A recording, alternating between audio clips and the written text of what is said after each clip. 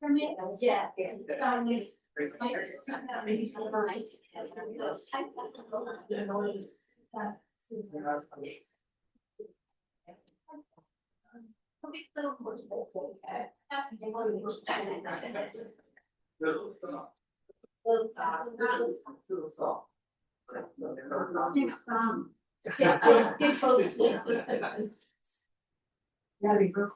Good morning, everybody.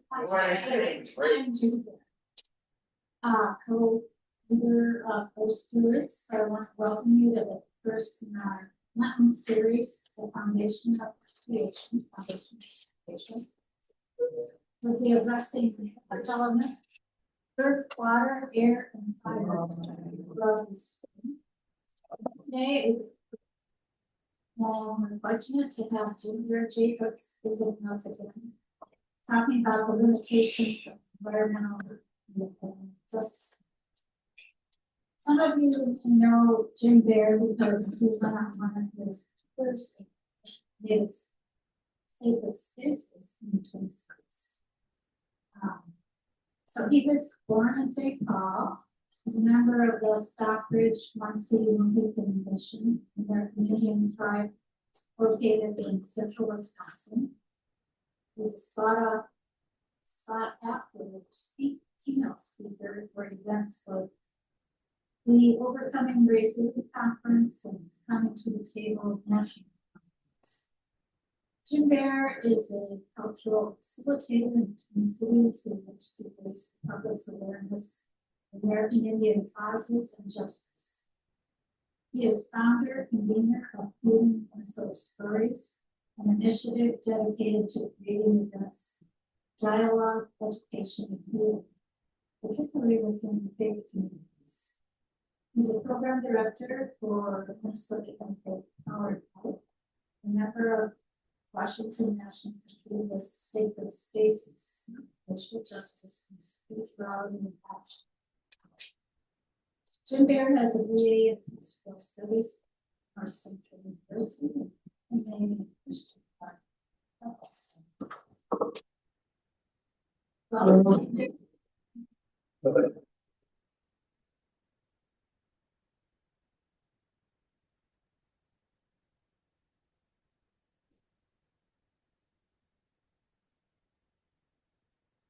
Morning. Morning. How's everyone doing today? Good. You had your cup of coffee? Good. All right. The guy next to you doesn't have his cup of coffee, so he's not. How am I? I'm doing pretty good. Pretty good. I mean, the sun's shining. We're in the double digits. So that's okay. Little concerned. I mean, we're probably what, about a third of the snowfall we're supposed to have this winter so far, and we're moving into spring-like weather this week. Always concerning when you see trees budding in February.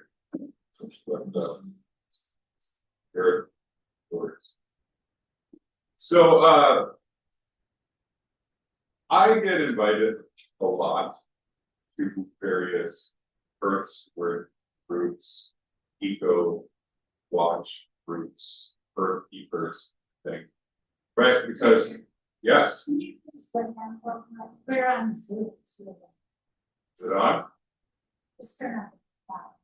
Okay. So as I said, I get invited to a lot of these groups because as an Indigenous person, I'm sure you're all aware that the environment has kind of been our thing for a while, right? I mean, any of you remember the PSAs from the 1970s, Trying Indian? But familiar? You remember that? Yeah. I don't know a fun little secret about that. That guy's not even Indian. He's Italian. But and you know, to our credit, the church for years and decades now has really led a charge about being good stewards of God's creation. Because it is a mandate that we receive from some of the earliest stories of Christian scripture. Now, as good environmentally conscious, eco-minded people, I'm sure we can all kind of rally around some sort of centralizing value statement. Usually goes something like this.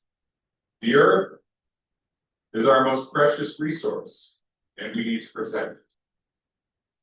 I see nods, so we're all kind of in agreement. Okay?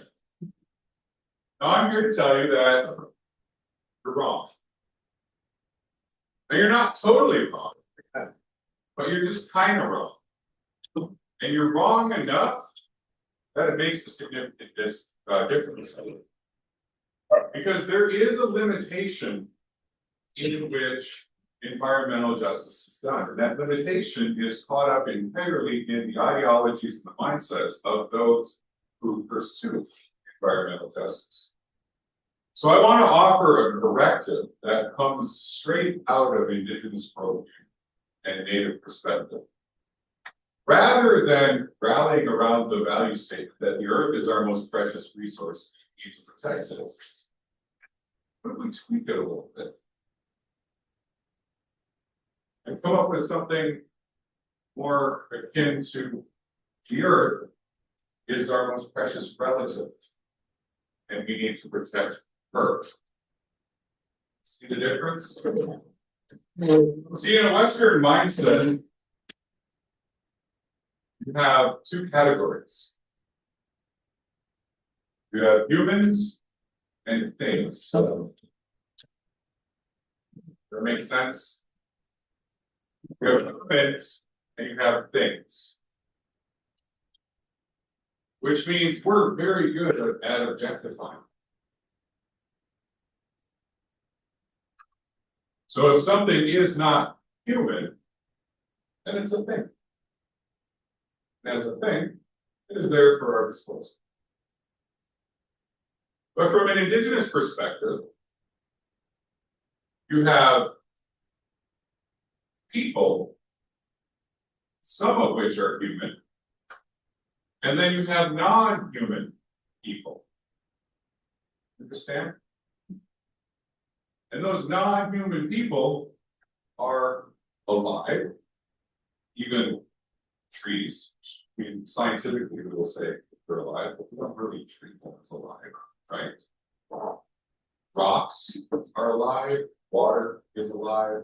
All of these things, all of these relatives have identity, they have spirit, and are worthy of honor.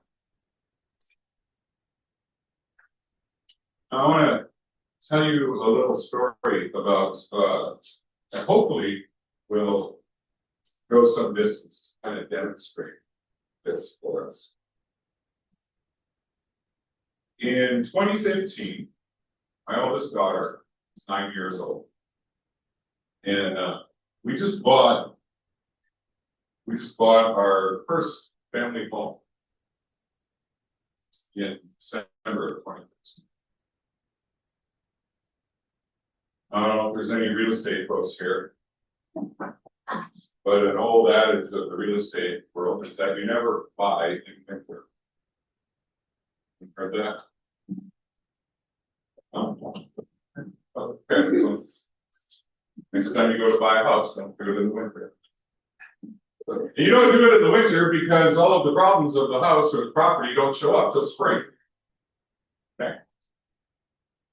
But we were foolish, first time home buyers. Found a house at the right price, decent sized yard. We purchased it in December. There weren't like a lot of problems with it come spring. But as the spring began to melt the winter snow, one of the things we realized is that this yard, which was a sizable yard, had really been neglected for a number of years. And if you're property owners, you know that if you neglect your property, the earth is going to take it over. So we had all of these little nuisance trees that were just starting around the yard. You know, nuisance trees, they're various maples and cottonwoods, whatnot that are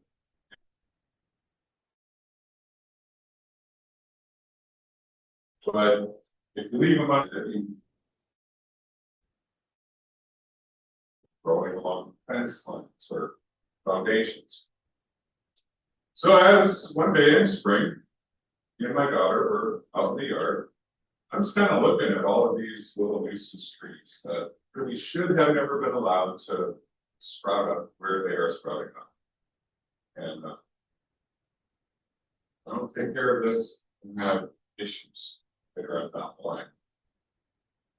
And so, it's suburban homeowner, I went to the garage, grabbed the chainsaw, fired it up, started going around the yard and dispatching of all of these little trees that were growing along the fence where I didn't want them. And, you know, it literally took me 20 minutes. I mean, the largest of the trees was a old cedar that was growing towards the power lines. It's half dead, probably about the size of a dinner, but like not big projects, right? But I dispatch of all of these trees. I look around and I can't find my daughter. It's here. So I walk around and I find her. She has her arms wrapped around this giant cottonwood tree, which is 100 feet tall. Huge triple trunk. Okay. She's got her arms wrapped around this tree. She looks at me, tears in her eyes, and says, please, not this. Please, not this. And I assured her that no intention of taking this tree way out of my circle. As I said, it's like 100 when it's tall. And I just kind of been talking about assets. What's so special about this? Well, my daughter has always had a special relationship with trees and forests. She was younger, she was about 4 years old. Right across from where we lived, the city had to dispatch of a little section, a little grove of trees to put in one of those kind of city like drainage ponds again. Drove by it as all the heavy equipment was doing the work, looked in the rearview mirror and saw her just fine. We saw those trees down. She said, sometimes I think God is really mad at us. Because God gives us such beautiful things, we don't care about it. She's always had a special relationship with trees. Here I find her arms wrapped around this tree, pleading, don't take this one. So I sat down next to her at the base of that tree and said, what did you tell me about this tree? Why is this one so special? She said, well, her name is Nancy. And I said, well, that's cute that you've given this tree a name. With all the seriousness that a 9-year-old girl can muster, she looked at me. She said, I didn't give her that name. That's her name. She told me.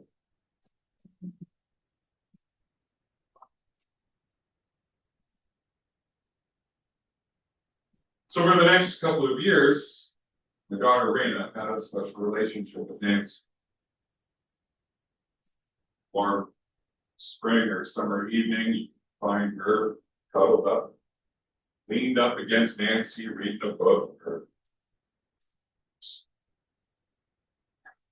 and around with her imagination. A few years after this, had a different tree in the yard, a significant one that was dying and had to come down. outside of my skill sets, we called in a professional. That looked at Nancy and said, concerned about this. So tell me more. Went over to Nancy and he knocked on her trunk, 5.5 to 6 feet above the ground. So something really hollow here. I think there's some kind of disease that's taking her from the inside.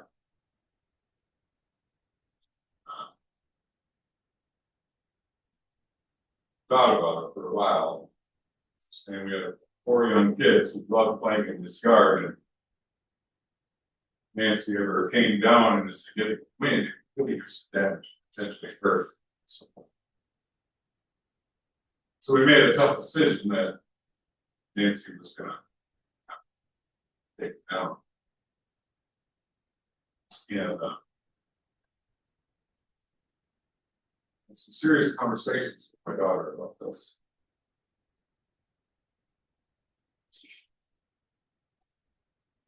We agreed that it would happen one day while she was at school. So she would have to watch it. And we hired a company to take care of it. Second little tidbit of homeowners advice. If you ever need tree service, get someone that's like properly licensed, bonded, insured, and all that. Don't just take some estimate from a guy who drives by in a truck. Because we, trying to save money, hired the services of a guy that drove by in a truck. And he started the project, then something down the road caused attention, and then where's the guy? I don't know. And long story short, what should have taken about 6 hours to take this tree down ended up taking about 3 weeks. The guy would show up when he wanted to. And we had hired him to take the whole thing down essentially to the ground level. For that last week or so, he left us with a stump. It's about 5 feet tall. And again, I said this was a triple trunk, huge circumference. I mean, if you and I put our arms together, we could not reach around this. So finally, when that guy finally came back to take that last bit down, I was out there to help him. So massive and heavy kind of pushed it over. And you can imagine how traumatic this was for my daughter. Like, we had intended that this would all happen one day. She wouldn't have to observe it. And now, like, this nightmare of hers is living out right in front of her. She's there, look out her bedroom window, see it all happen. And when we, I had many conversations with my daughter. See, we as Indigenous people, we have a means by which we can approach our relatives, take their lives, whether it's fishing or hunting or harvesting or putting down a diseased tree. We go to and we offer back prayer. I told Raina that after we took this last bit of the tree down, as we would offer that over Sarah. Now, as me and the guy, tree professional, we're working, we cut through the last part of the front, and we could see that one of the trunks of this probably triple trunk was really full. But as we're cutting that last bit and we push it over, falls to the ground, breaks open. And I hear this guy that's been in the tree business, so I don't want to, I hear him say, "What is that?" I looked, I think, looking down into the rotted wood of this tree. And at first I thought that some sort of like possum or something had found a nice little place to hide some food stores, because it looked wet and it looked like meat. Okay. But I'm sitting there thinking, I'm like, this tree is only rotted in this section. And there was no hole to the outside, which means there's no animal that can access this rotted part from up top and come in from below. You understand what I'm saying? Like, the rotted part was contained to about a 7-foot tall section. Above that was good healthy wood, and below that is good healthy wood. So it didn't make any sense. Like, there's no animal that can bring this in. It was about that big. It's red. It was wet from all the moisture that rotting wood puts out. Plus, cotton, don't know. They suck up a lot of water. So there's all kinds of moisture inside there. And both me and the other guy go to reach for it at the same time. And as I approach it, I look and I'm like, this isn't meat. This is a skull. It's a skull. Not that big. And I pick it up and I hold it in my hand. It's cold, it's hard, it's wet. Look at the guy. Been doing this for years, cutting down all kinds of trees. I've never seen that in there, because we both examined, like, it is closed from the top, it's closed from the bottom. So it's that thing.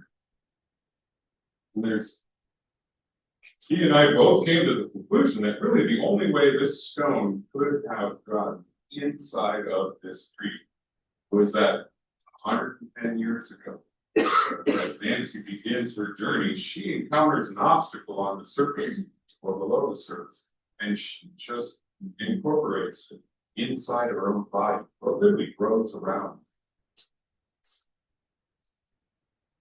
And as I said, it looked like meat. This bread, I mean, just picture like a raw piece of steak. Bread, even had like little sort of white, veiny kind of looking things in it, kind of like the marbling on a good steak. And it was about the size, a little smaller than a closed fist. In other words, the size of a heart.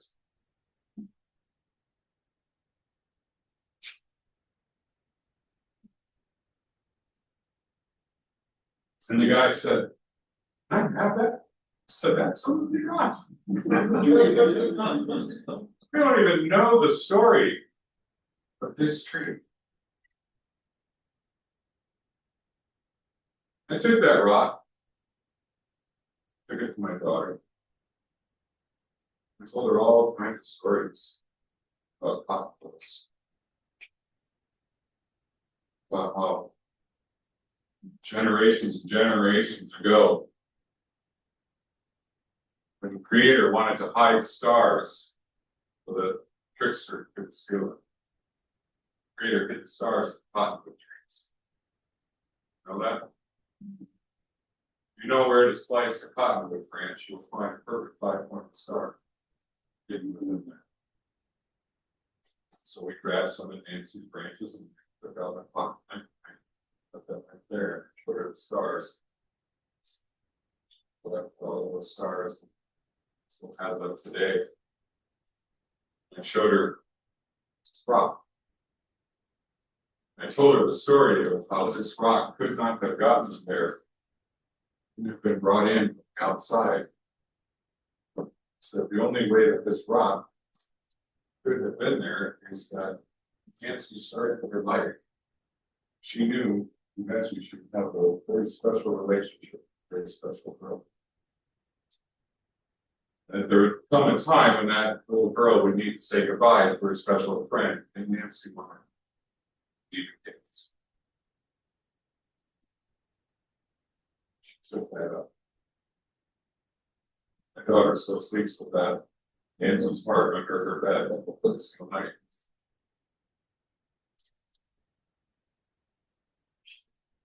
As I said, I went to have ceremonies for this. So I went to go grab my medicine bag. Stage, back. Went around Nancy's left of Nancy's trunk or stump. Thanks. Nancy. We assured her that we would use the offering of her wood in a good way. Put that back or down right there on her stump. Daughter, sin.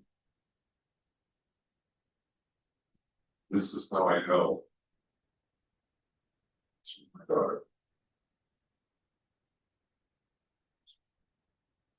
She got done saying her goodbyes, wiping tears. Leaned down towards Nancy's front. Had a whisper shout in. A whisper shout is. It's when you want her dead, they are whispering. I really want her to be here. Leaned down, whisper shouted to Nancy. Just so you know.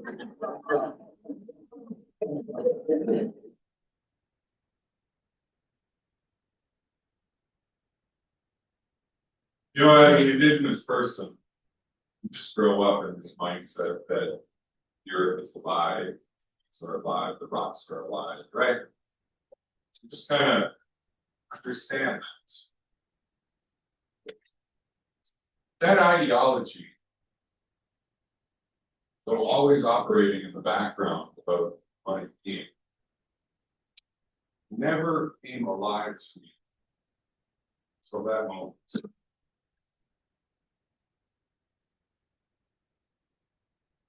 It's one thing to say, yeah, the trees are alive, they have identity, there's a spirit, you know, and all that.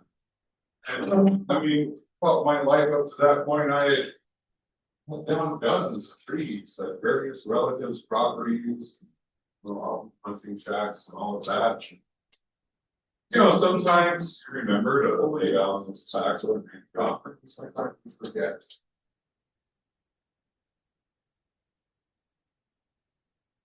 I'll tell you what, it's that day, since seeing the, dare I say, sentient sacrifice, the tree.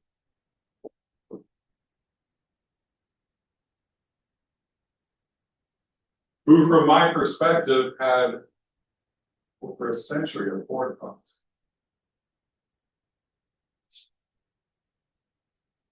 To know that little girl would need comforting. Little girl would need a friend. Nancy would offer a gift to Jesus.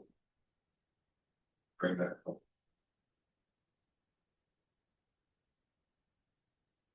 So,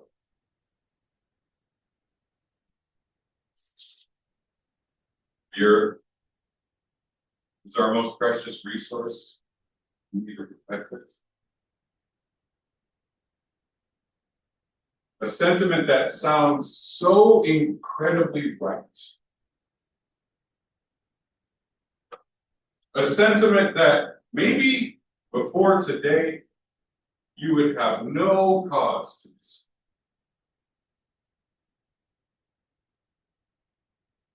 Sentiment that sounds so right. No one would.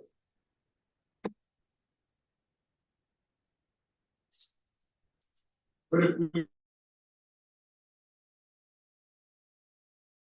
then all of our efforts for eco protection and environmental justice, all of our efforts will fall short.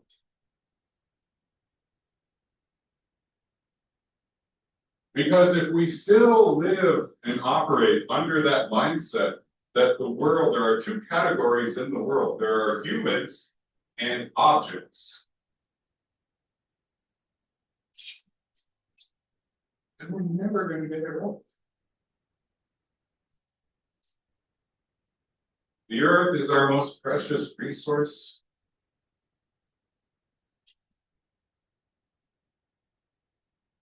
We know what we do with resources.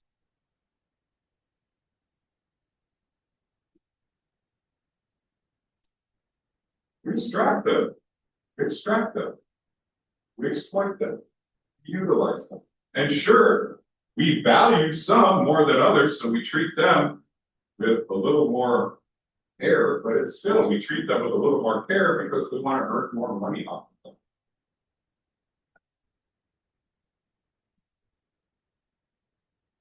The earth is not our most precious resource. The earth is our most precious resource. We don't need to protect it. We need to protect her. If we can get that right,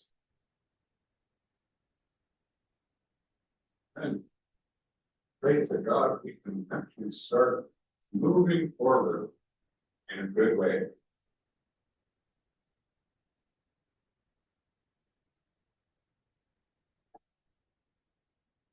Because what I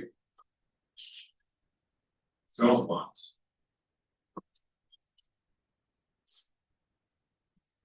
what I worry about is that maybe the generation of our grandchildren or great grandchildren will one day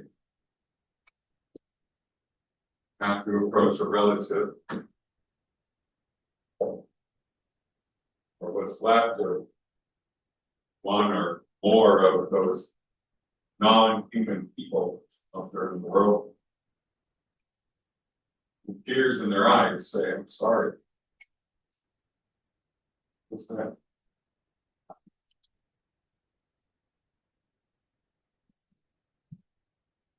So on this day, as again invited in by churches and environmental justice organizations, I'm going to be the name of what we calling ourselves Earth Stewards, yes. I want us to try as we leave here, as you think about the work ahead of yourselves. It takes a conscious effort to shift the mindset. I ask you to work on it. And maybe it's a shift in language. Instead of talking about the earth in objectified pronouns, it's you personalize the pronouns. Here, her. In the sermon, after this, we use scripture to justify my use of her as the pronoun for her. Okay. Stick around for that. I'm just going to ask us to begin shifting our language. Because language dictates culture. And ultimately, what is needed is an entire cultural shift, how we approach her. How we live in relationship with her. And then understanding how we live in relationship with our other relatives, those non-human people.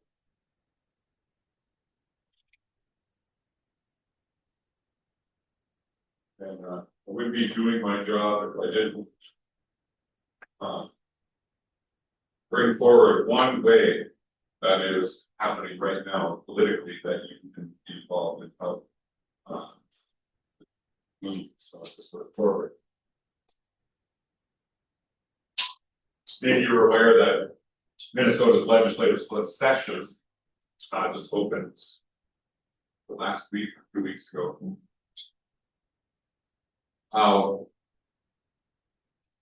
One bill that is coming forward, it's authored by Senator Mary Nash. It's called the Mahnomen Bills. Mahnomen is the Ojibwe word for wild rice. There are 4 bills, and for sake of efficiency, they may be presented as a single bill, or they may be 4 bills, but they're just collectively known as the Mahnomen Bills.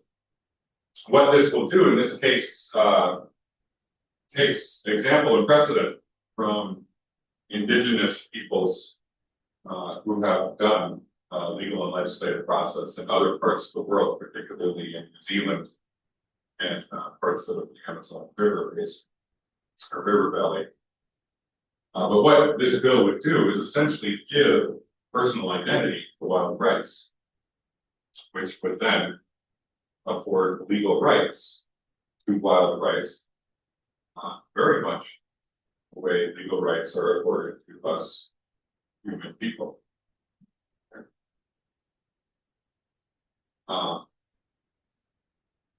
So do your diligence, track where those bills are, call your legislators, say, hey, I think this is important.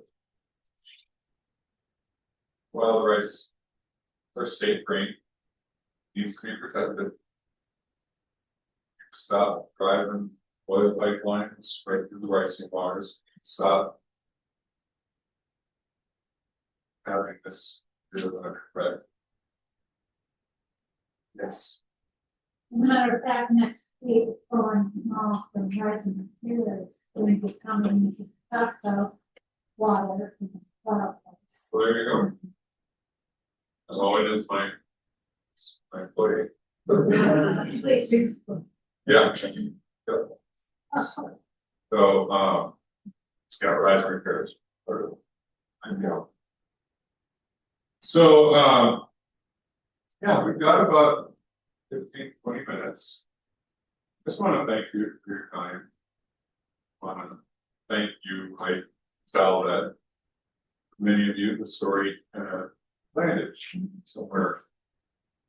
I hope it sits well. We'll move out of here a beautiful appreciation for the relatives that Creator has provided for us.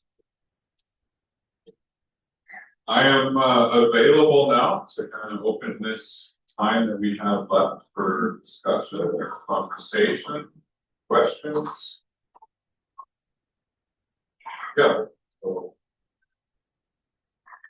however, this next 15 minutes is yours, however you want to use it. Yes. It's the best of birds.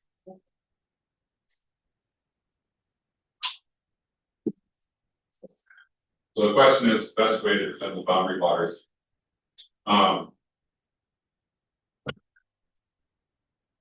Yeah, it's always difficult when you come up against large, powerful,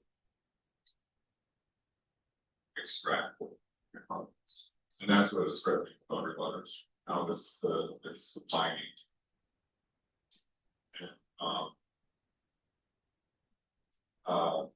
And again, just putting pressure on legislators. I mean, I know it can get frustrating because this has been essentially our process that we've had to do for decades and decades, anything like this. But also, I would not be surprised that as things progress, that there may be some full sort of frontline resistance. Things happening. We saw this with other with like pipelines and stuff. Yeah. Find your level of engagement. Not everyone is called to go live in a yurt and bathe with a washcloth for months on end, but some people are. Maybe your level of comfortable engagement is in mutual aid supply for those systems, providing necessities of life findings. But certainly, we know that one of the most powerful tools that we have in this process is be an annoying constituent, the legislator.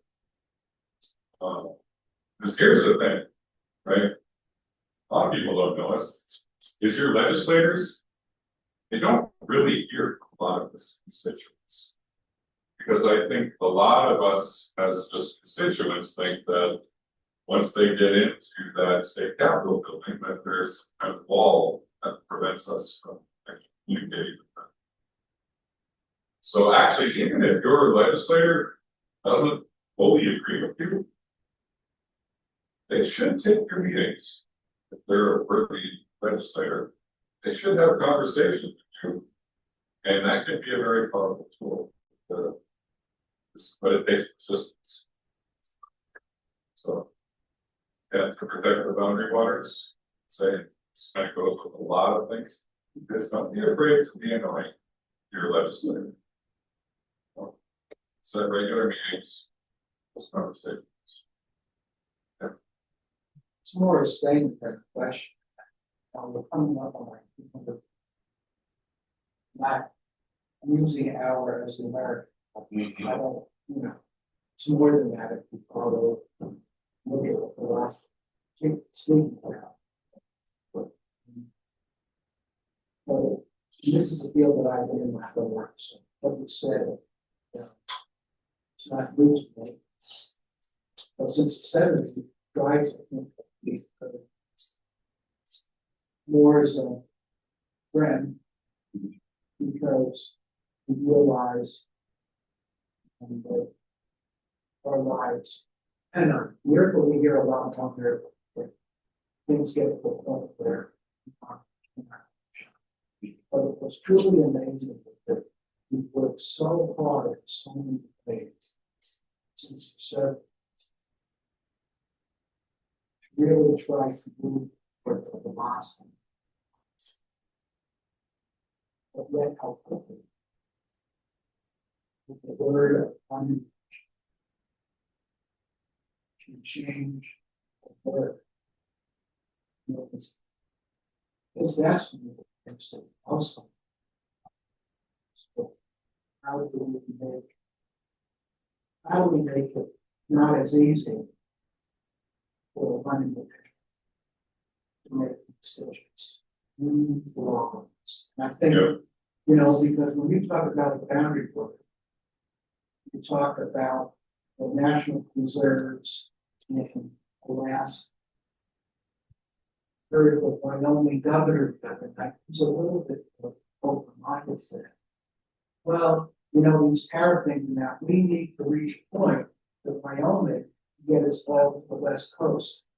So we can ship it to countries to be hospitals for energy. I just get a little frustrated. Sometimes I went for 50 years of my life. And what I've done every single day has been wonderful. Someone can snap the finger, change. So I'm not going to give up, but something has to be done to stop. I understand, and I'm sympathetic to your frustration. It is incredibly disheartening to live in a world and a time where it seems like whatever progress was made in the last 50, 70 years is now being rolled back.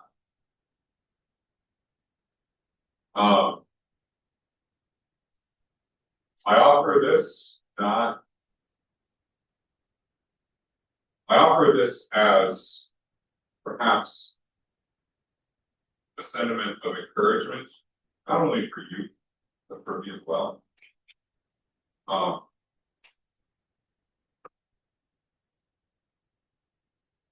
I have close friends who were in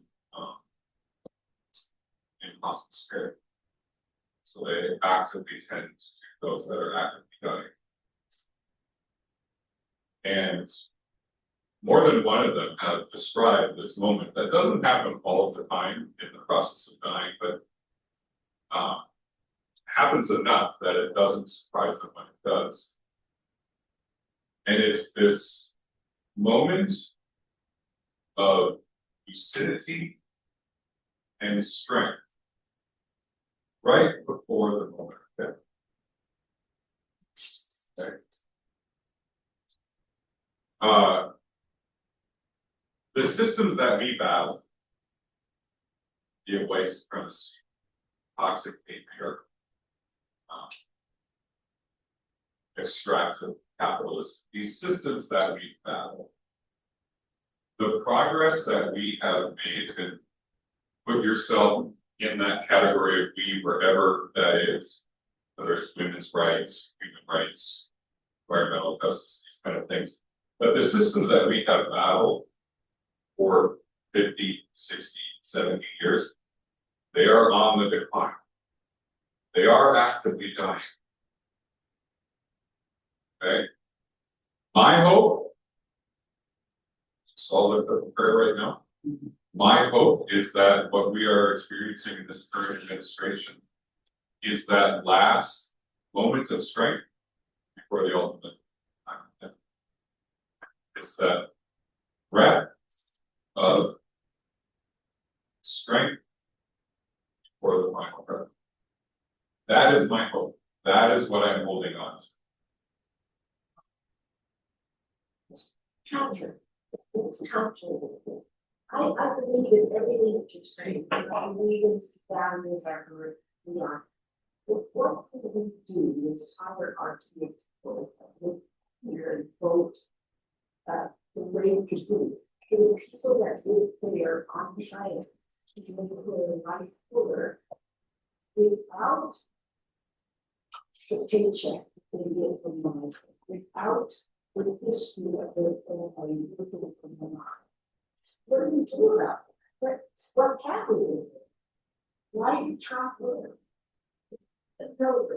Well, I have no idea, you're right. But that's beside the point. There are so let me to answer your question. Why did Trump win? wow. It's because Obama Take the won. easy way out. Let's no. It's because Obama won. In social movements, there's this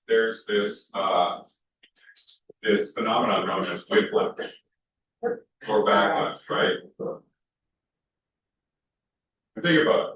We have our first black president. Whatever you thought about him, and I'm not here to convince you one way or the other, whatever you thought about him, you have to admit he had the qualifications for the job.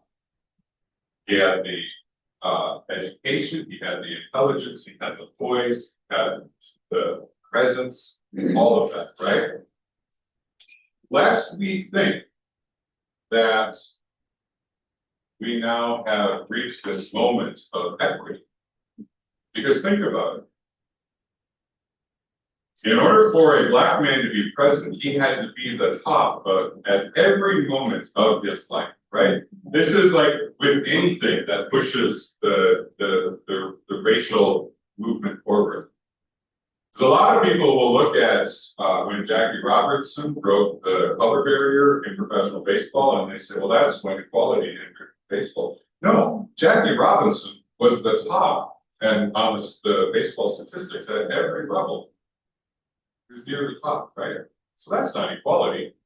Equality looks more like when your average player can break the color barrier, who's not getting, sorry about using sports analogies, but he's not getting the batting titles and the fielding awards and all of this. Right? When it's your average player, someone who's never going to make the Hall of Fame, That's when equality comes in. We're nowhere near equality, right?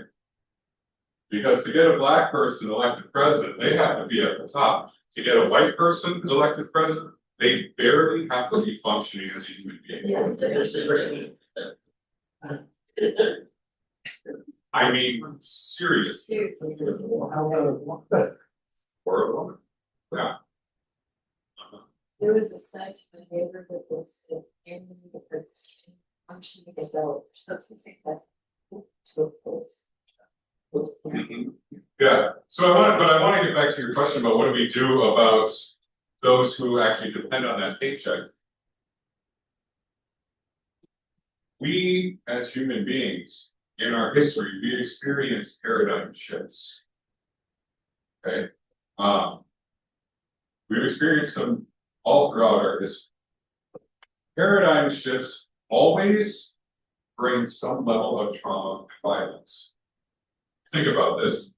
Humanity, for a long time, I'm going to exclude indigenous cultures from this, but in what we call Western civilization, the civilized world, existed for a long time under the belief that the Earth was the center of the universe.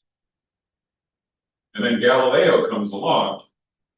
It's actually perfect because Galileo gets the credit, comes along and says, I don't think this is the right model. What happens is that is a traumatic moment, and it's violent. Galileo is the president.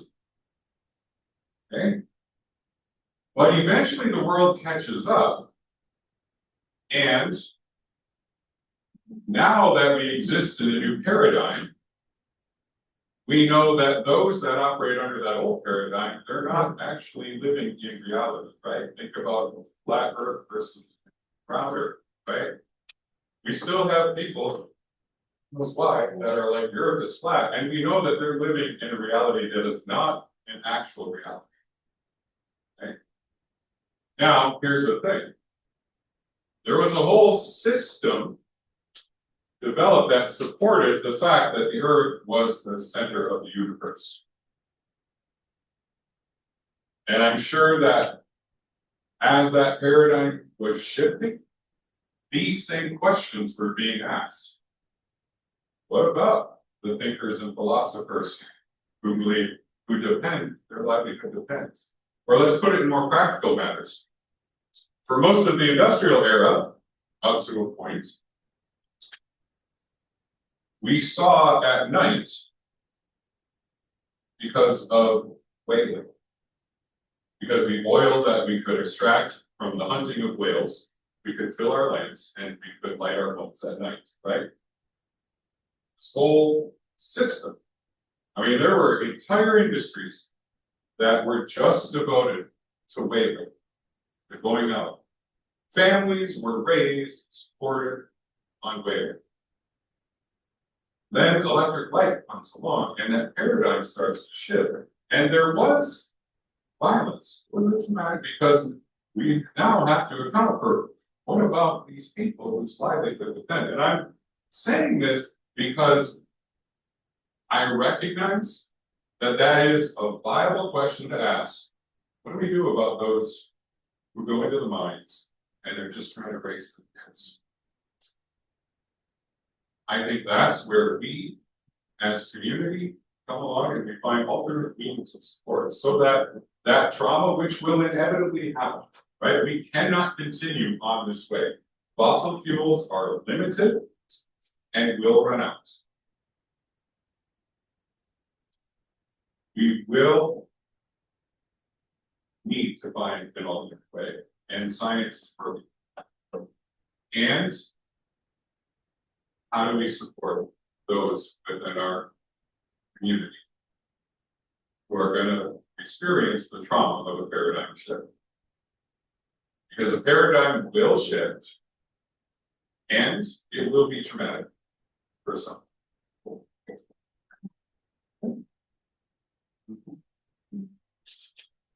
I would just say that your sacred sites were very well done, meaningful, powerful, important. Are you still doing them? And if St. Luke or St. Luke partnering with other groups together, what do you recommend? I recommend that to gather up to 50 people with their interests and just reach out to me for I do, yes, still do that. I operate the tour season from mid-April to early November. So, but we're back sooner rather than later, because especially like you're looking for spring, things are really looking up. So, all right. Well, thank you so much, my friends. Stick around for worship service. I'll be speaking in there, and blessings to you all. So,